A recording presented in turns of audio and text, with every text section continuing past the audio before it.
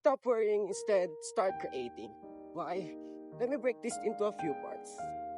First step is, when you worry, it kills your today, and you won't feel any joy if you're worrying. Step 2 is, just enjoy the little things, Just be yourself.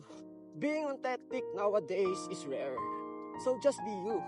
Step 3 is, start investing in yourself. Buy books, buy expensive clothes, or decent clothes for you to wear, and find your style.